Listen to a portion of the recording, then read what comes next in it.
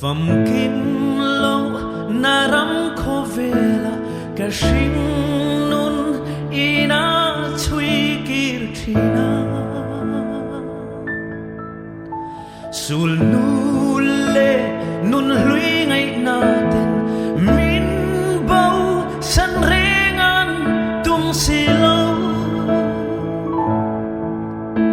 min vur loa ei man som tên khó vel nom xếp ha về turi xuân sẽ ta nan cả sinh nun ta đầu ra liền thêm na aron mang lại an ô thar lệ chi chan tu ka ngai pui tu ka ngai an sang lúa e thêm na thi pui min kai ro o tharau thiang lim chak lâu na phuar ve ifa hi ahar nghe o katan reng hia min pui lâu chuan ca nè dâu lo nghe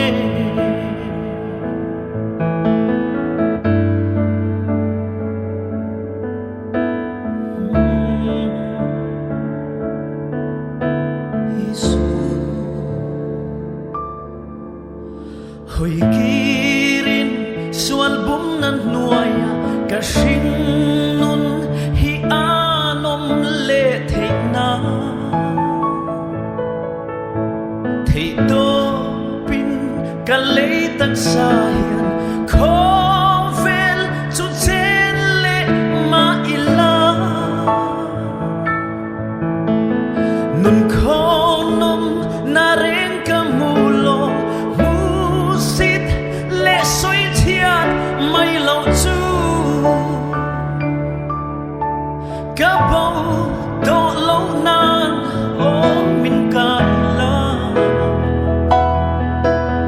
ka gong soi tu lo ni zelangi van khen khen in min soi ang che chan tu ka ngai pui tu ka ngai an sang lúa e thêm na thi pui min gai ro o tharau thiang ling chak lâu na phuar ve ifa hi ahar nghe ye o katan reng hia min pui lâu chuan ka nè dâu lo nghe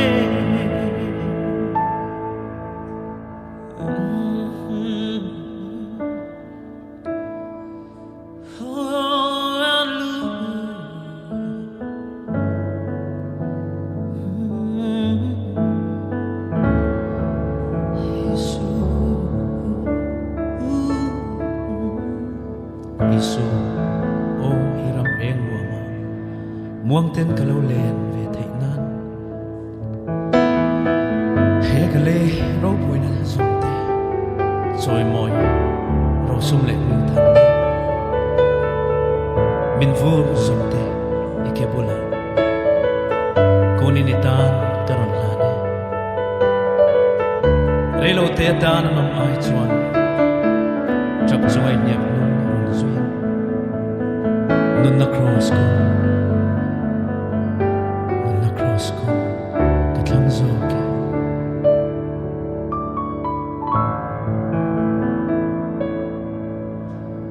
Isu o iram eng nuama muang tin ka lo len ve theina he ka le rau pui na zong te choi moi rau sum le min than na min vur zong te I ke bulla kurin ima karon lane Relo te da nanom ai chua Trap chu nga inya nung ron zui Nung na cross kong ka thang zo ke Amen Chan tu ka ngai Pui tu ka ngai An sang lua e kem na thi pui Min kai ro o tharao thiang lim Chap lo na phuar ve I fa